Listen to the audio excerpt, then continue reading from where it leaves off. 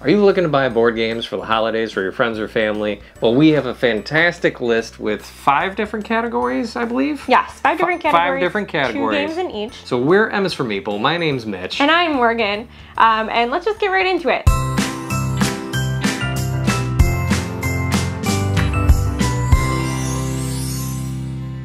So our first category is board games kind of for kids, but that are fun for adults to play too.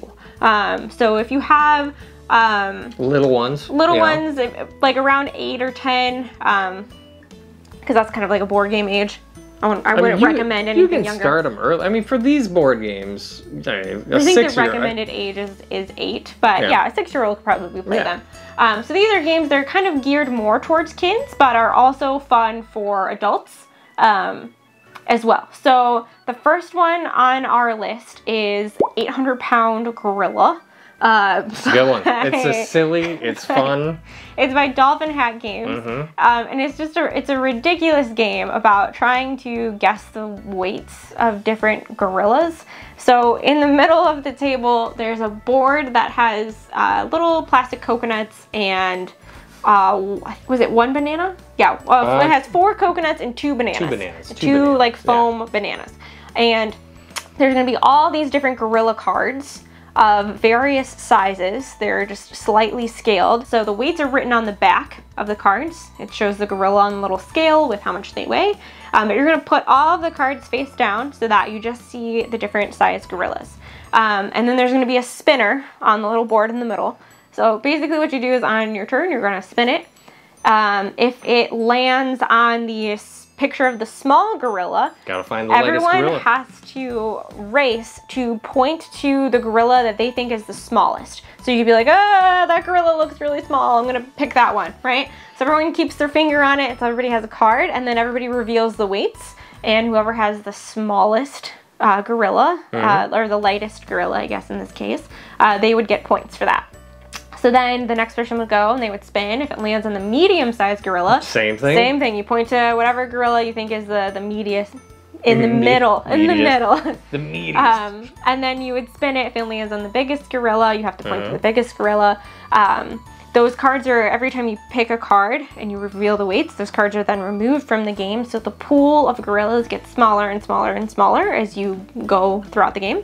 If it lands on a coconut or a banana, you first have to do the action that's on the card. So the action might be to pat your chest, and then you would have to grab the thing in the middle. Yeah, I totally forgot about the action cards. Or it might be like, you know, say woof, woof, woof, and then grab the banana or the coconut in the middle. Whoever is left with the banana or the coconut, depending on what it rolled, they get points. Whoever did not successfully grab the item does not get points. So yeah, you just keep going until all the gorillas are done, and then you add up the points. It's a silly, very silly game. Kids are gonna love this game. Kids love it. It looks really fun.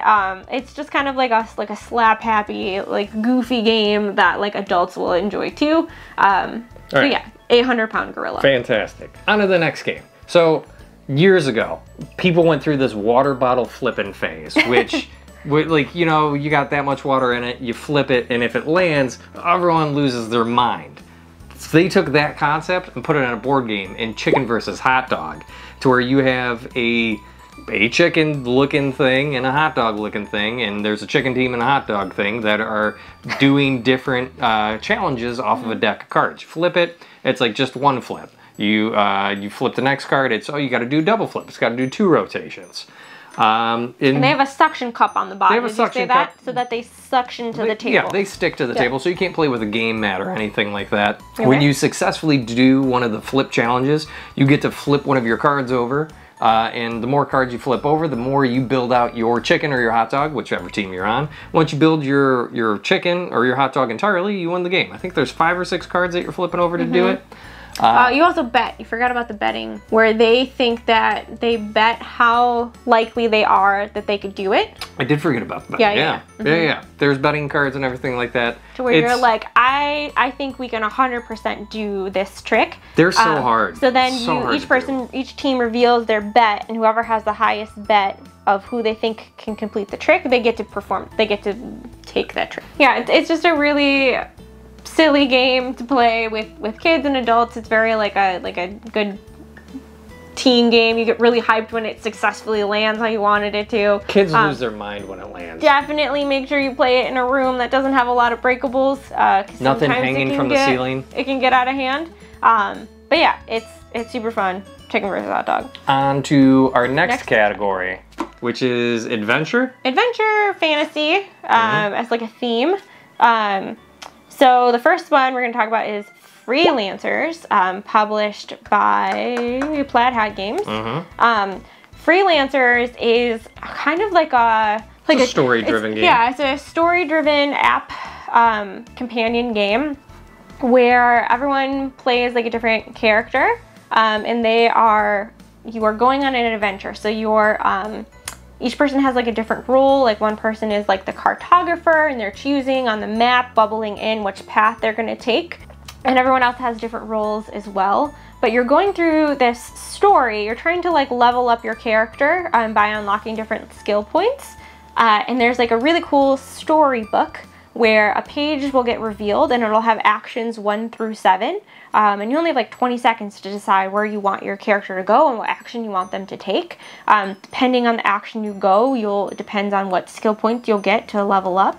But then you'll kind of run through a story. So say it's like, oh, you arrive at an inn, and then the 7 options would be like, I want to talk to the barkeep, or I want to start a bar fight, or like the different actions that you can do 1 through 7. So then it'll go from order of top to bottom, and like the first person's will resolve.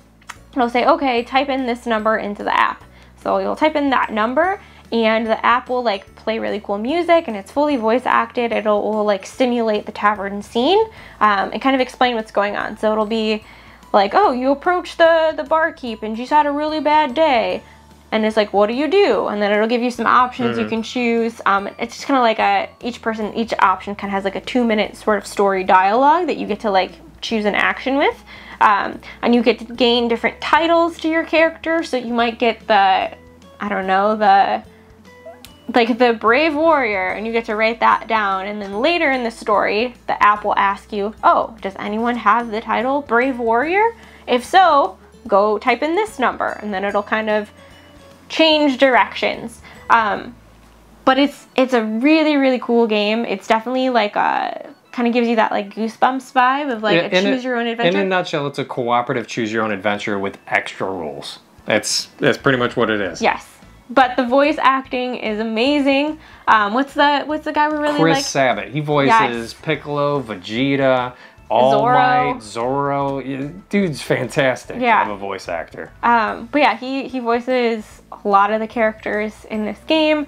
It definitely has like a D&D fantasy element to it, to where you're encountering like wizards and dragons, and it's so much fun. It can play up to 7, so it is like a good game to play as a group. But it does take like 2 to 3 hours per scenario. But yeah, it's so much fun. I cannot recommend that game enough. It is one of our favorites. And that is Freelancers. So Clank Catacombs expands on Clank the deck building adventure. If you don't know what a deck builder is, essentially, you are going to build your own personalized deck throughout the course of the game. Typically, everyone starts with the same style of cards, and throughout the game, you'll be purchasing new ones that'll go into your deck, making it a little bit better for the different actions that you take. For Clank Catacombs, that'll be moving, attacking, and purchasing more cards. Not only are you building this out, but you are going through the catacombs, flipping over tiles, revealing where treasures and where various paths are going, and trying to escape before, I believe, the catacomb collapses. I think so. You're trying to escape with one artifact. You can't escape unless you get an artifact. So it plays very similar to Clank, but the tiles rotate. Did you say that? Some of the tiles rotate. Yeah. But you're building out the dungeon. This is a standalone game from Clank, too. Yeah, you don't need the base to play this one. Yeah, but it is compatible with all the expansions if you have. But the way the Clank comes into play is you can generate noise, which is you stumbling around in the dark, which will get added to a pool, which if a dragon or the monster attacks, all the dice from the pool will get added to a bag, and then you'll pull out however angry it is at that time, 2 to like 6 dice, and that's how much damage your character takes. If your color is drawn. If your color is drawn. If you ever take 10 damage, you die.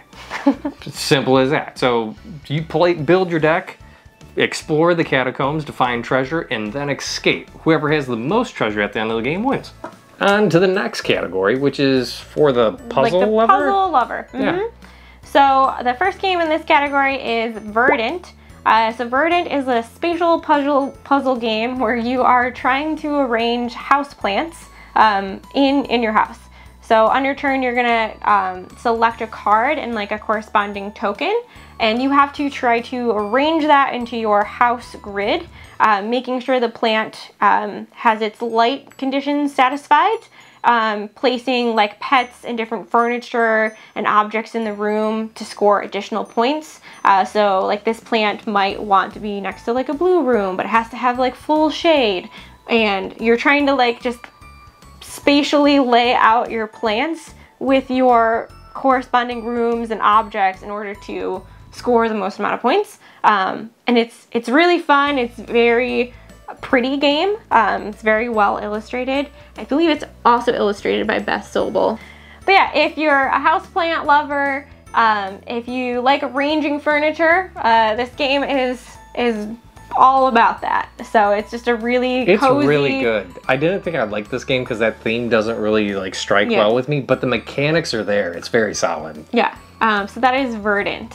The next game is Fit to Print, and this is about woodland creatures making a newspaper printing company, and only one of them is going to be successful because you are racing to grab these polyomino, or not polyomino shapes, yeah? Yeah, they're considered polyomino. Grabbing polyomino, various size news articles, and flipping them over, seeing if that will be good for your newspaper printing, or if it's not, then you'll put it back. And everyone's doing this at the same time because it's real time. And then after you have all the pieces that you think you need, you say layout. So you'll then start placing them on your newspaper grid and trying to find the best way that they're going to score, because they all have a little bit different score conditions on their card themselves. And then there's also I believe a round scoring objective that people are going for. Once the timer's up or people are done with their layout, everyone inspects, making sure that their newspaper article is valid, meaning that none of the articles are upside down or spaces or follows placement rules, and then you score based on that. Not only are you trying to get points, you're trying to get money. So you're sneaking in advertisements because the lowest, whoever makes the least amount of money, they don't even get to score. That happened to me. Very frustrating. Was I gonna win if I had enough money? Maybe. I don't know. We didn't add it up. But yeah, you need to make money. Otherwise, your newspaper's gonna go out of business. So you play 3 rounds of this, and then your newspaper gets bigger and bigger each time. Yes, yeah, you get like 1 extra row in column as you go from Friday, Saturday, Sunday. What newspaper prints all 3 days? That's ridiculous.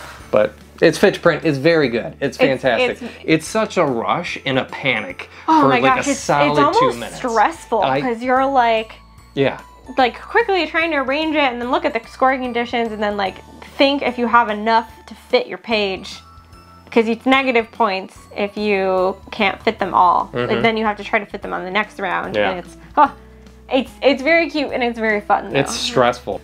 But yeah, that is Fit to Print, just an enjoyable, sometimes stressful puzzle game. On to the next category. Okay, so our next category is like the lightweight strategy game. So the first on this list is Vivarium, which we played for the first time when we went to Origins. So Vivarium is like a creature collecting set collection game. So you are, there's like a grid of creatures, and you're basically trying to collect different types of these creature cards into your hand in order to score points. So in order to be able to acquire the different creatures, so like I said, it's like a grid system. So there's these cool like little domino pieces that are like simulate like coordinates. So it'll correspond to like a column and a row, and that's what you indicate that you want to take that creature in. But in order to play that domino, then it goes back to the supply, so that the next person has access to that domino. So you really have to kind of strategize which domino you're going to play now versus later, because you might not be able to get the creature that you want if you don't have the right domino to play. But you're just trying to meet kind of round objectives and end of game scoring based on set collections of these different types of monsters, and it's just really fun. It's good. Yeah. Art is fantastic. Yeah, the art is really so good. Cool. It's very beautiful. I like the domino aspect of it, trying to like swap dominoes and then making sure you have the one that you need in order to get the creature that you want. Because each creature has like a type of monster that it is, or type of creature that it is. So that plays into like the set collection too. So yeah, it's really cool. That's next Vivarium. The next game is, well, first off, let me ask you, do you like burning down your opponent's, stuff? Then Fire Tower is probably the game for you. Each player has a quadrant or a corner of a map, and your goal is to burn down your opponent's tower. How do you do this? Well, each turn a wind card gets flipped, and that's just the direction that the fire in the center spreads. And then on your turn, you get to play a card like Firebomb or, Explosive. And this is going to grow the fire in various ways. Not only are there offensive ways to grow the fire towards your opponents, there's also defensive ways of making like pits or dropping down water lines. Or like burn lines. Burn lines or anything like that in order to stop the fire from progressing towards you. So you are, getting cards that will help you do these actions while each player is trying to defend and simultaneously burn down other players' stuff. It's very quick, very light, very fun, very mean. That's Fire Tower. So those were our picks for our two lightweight strategy games. Yep. The next category is head-to-head, or versus. So for this one, our first pick is Dice Throne. So Dice Throne is... It's Battle Yahtzee. Battle Yahtzee. Battle Yahtzee is the easiest way to explain it. It's really cool because Dice Throne has so many different combinations. Each box that you pick contains 2 characters. And so it's truly just a versus game. You can play it with more people, but you have to purchase multiple sets. They are expanding now to different IPs. They just acquired Marvel. I believe they're coming out with X-Men Dice Throne that's coming out. But there's all these different characters that have unique card combinations. So what it is you have the 7 dice like you would in Yahtzee, and on your turn you would roll them. Depending on what you roll, all the dice have different symbols that correspond to your character. Lets you do a different attack. So your Yahtzee, if you roll all of the one symbol that's powerful for your character, is your ultimate ability, which is does a whole lot of damage, and it's the most powerful thing. Like in Yahtzee, you can re-roll the dice 2 times, however many dice you want. So if you're oh, I'm gonna keep this symbol, but I'm gonna re-roll these 3 and see what I can get, because I want to try to get that card. If it doesn't match anything, then your turn is over. Throughout the game, you'll also be drawing new cards, which will let you upgrade your different abilities so that they're stronger. They can do more defensive stuff. So it's really fun. The artwork on it is gorgeous. But yeah, it's just kind of a neat twist on Yahtzee. It's kind of like Yahtzee and a step up. But yeah, I love all the different IPs that it's expanding to, and each character is very unique to play as. So yeah, that is Dice Throw. In this head-to-head category, of course, we have to include Unmatched. If you haven't heard of Unmatched, it's a fantastic game where players select a character from a wide variety of a roster. They are also expanding into Marvel characters now with, I believe, the recent release of Brawn and Brains, which is Spider-Man, She-Hulk, and Doctor Strange. But they also have characters like Houdini, Genie, all sorts of crazy characters. You can just be a T-Rex. But it's a battling game to where there's all sorts of spaces on the board, and you have to have line of sight if you're going to do a range attack. And the way this game uniquely does line of sight is just if you're in the same colored zone as someone, you have line of sight. In the maps that you're on, it thematically makes sense. Like if someone is up a mountain, you're not going to have line of sight of them. But if you're pretty close up there, you are. Or if there's on the other side of a wall, like that's a different color zone. To where players will be moving around, taking scheme action, attack action, or maneuver. You always have to, or taking a maneuver.